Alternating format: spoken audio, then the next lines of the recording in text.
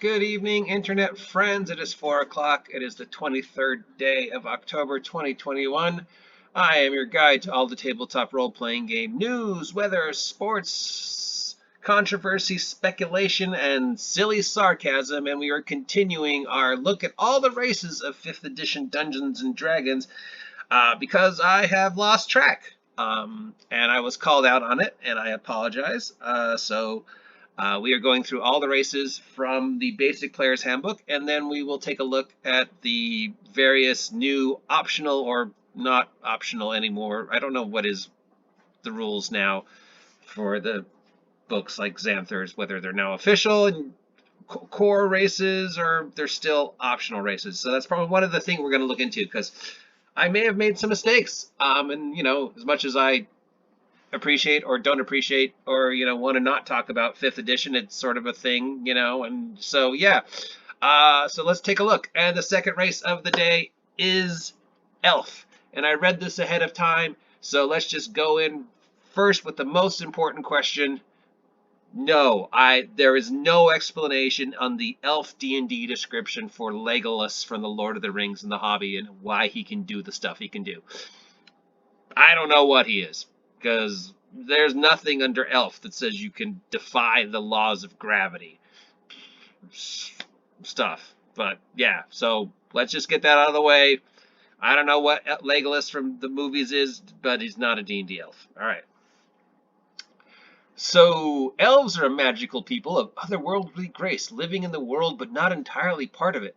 They live in places of earthreal beauty, in the midst of ancient forests or in silvery spires glittering with fairy light, where soft music drifts through the air and gentle fragrances waft on the breezes. Elves love nature and magic, art and artistry, music and poetry, and the good things of the world. So there we go. So the general elf gets +2 to Dex. Ages. Although elves rather reach physical maturity about the same age as humans, the elves' understand of adulthood goes beyond physical growth to encompass worldly experience. An elf typically claims adulthood and an adult name around the age of 100 and can live to be 750 years old. I think they changed that now. Just now every race in D&D lives to 100. Right? Yeah, that's what they said as of Wish Life. But maybe the elves still, I don't know. Elves love freedom, variety, and self-expression, so they lean strongly towards the gentler aspects of chaos. They value and protect other freedoms as well on their own, and they are more often than not good. The Drow are an exception. Their exile to the Underdark has made them vicious and dangerous. Drow are more evil than not. Of course, that has since been changed. Size. Elves range from 5 to 6 feet tall and have a slender build. Your size is medium. Of course, under the new rules, you can be an elf and be 1'3" or 7'9". Speed. Your base walking speed is 30. Dark vision. Accustomed to the twilight forests and the night sky, you have superior vision in the dark and dim conditions. You can see in dim light within 60 feet as if it were bright light, and the darkness as if you were in dim light. You cannot discern color in darkness, only shades of gray. Keen senses. You have proficiency in the perception skill.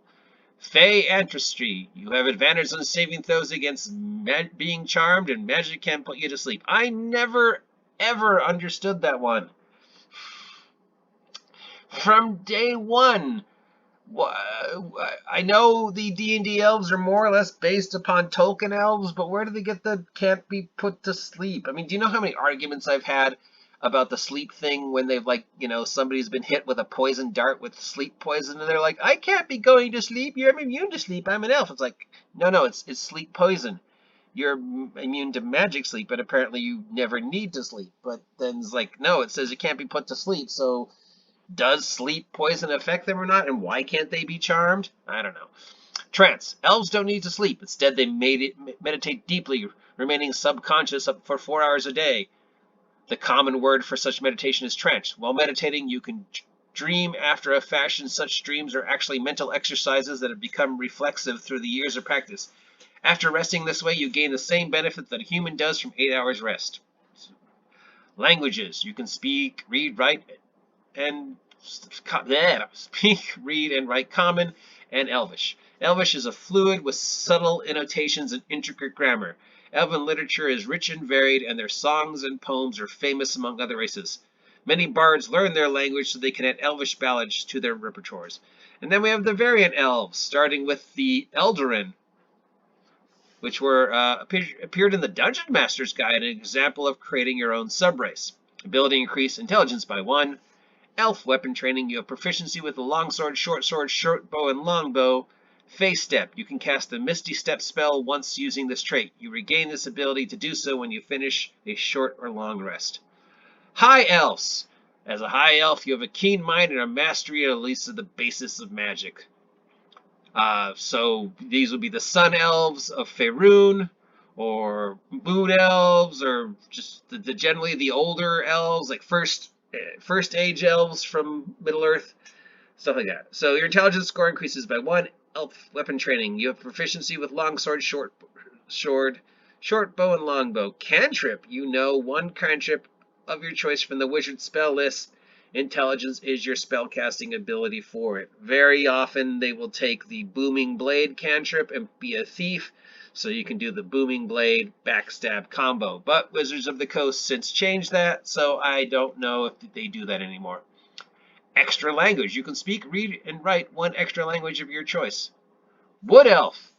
As a Wood Elf, you have keen senses of intuition, and your fleet feet carry you quickly and stealthily through your native forest. Again, although Legolas was a Wood Elf, or a second generation elf, still no explanation for Legolas.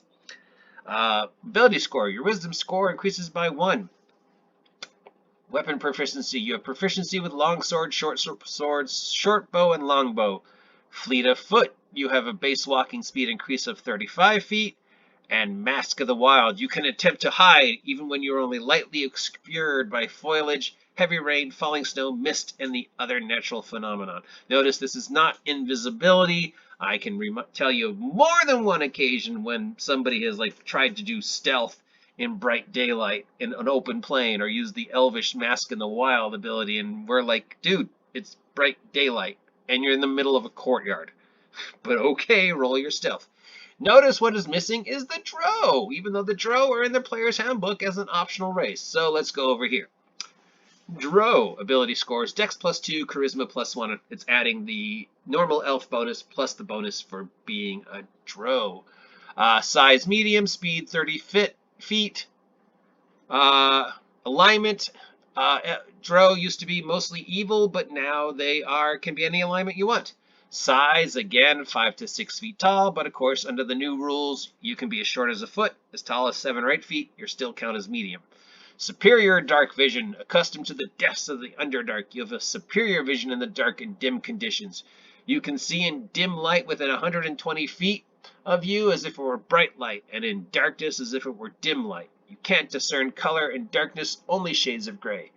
Keen senses, you have proficiency in the perception skill. Fey ancestry, you have advantage on saving throws against being charmed, and magic can't put you to sleep. Trance, languages we already read, and then we have sunlight sensitivity. Drow have a disadvantage on attack rolls and on wisdom perception checks when they rely on sight when you, the target of your attack, or whatever you are trying to perceive, is in direct sunlight. Is that still a thing? Or did they take that away? I'm sure they took that away. I mean, it never comes up anymore, does it? Does anybody play the sunlight sensitivity for Drow anymore? They must have taken it away, right? We'll have to look into that. Drow magic. You know the dancing lights cantrip. When you reach 3rd level, you can cast a fairy fire spell once per day. You must finish a long rest in order to cast the spell again using this trait. When you reach 5th level, you can also cast the darkness spell once per day. Again, you must finish a long rest in order to cast the spell. Again, using this trait. Charisma is your spell casting ability for these spells. Drow weapon training, you have proficiency with rapiers, short swords, and hand crossbows. In fact, the hand crossbows first appeared when the Drow first appeared. I'm 90% sure. The Drow magic, I think that's from sort of a hodgepodge of a couple different sources. We have the Drow as they first appeared in Against the Giants. Then we have Drow as they first appeared when they were in the Munster thing, and then we have the Drow post R.A. Salvatore Drizzt, and then with each revamping, Dro went from being NPCs to player characters, and the whole thing about the Dro magic, which was, I think, originally explained because both partially the training and the radiation of where they lived in the Underdark, but that's probably been changed since then, since the concept of how the Underdark works has been revamped post Tasha's and how we're now re-looking at the Drows and retconning the whole Drow thing. So I don't know if the radiation is still a thing or why they get the Drow magic anymore. It's just a thing because reasons and because it was in the book. I think Drizzt used some spells in the book. It's been a long time since I've read them, but I think I remember him using darkness at least. That was a long time ago. The sunlight sensitivity, that's not still a thing, right? They took that away, didn't they? I'm sure they did. I mean, when was the last time anybody played that using a Drow? Um, Sunlight sensitivity. What can I do to overcome the Drow sunlight sensitivity 5e? I guess it still is a thing. Here's a whole article on it. All right, so there you go. That is our explanation of the elf race in Dungeons & Dragons. If you appreciate this, we will continue it. We're going to do all the core races from the Player's Handbook, and then if you like this and want to hear more, we're start getting into the new optional or no longer optional races from all the other books like Xanthars, Volos, Mordenkainen's, Tasha's, Witchlight, probably maybe do the Magic the Gathering races like the Luxodon and stuff if there's enough interest. I'm still not sure how the Magic specific races relate to the D&D Core races. Has there been an explanation? Are the magic books still separate from the core D&D, or are they now considered core D&D? Is Luxodon now a core? I'm doing air quotes. You can't see this D&D race the same way humans are. I don't know anymore. Does anybody know, or is it just sort of each game is different? If you know, let me know.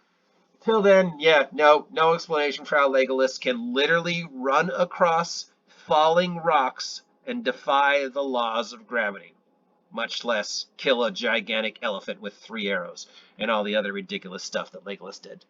Legolas.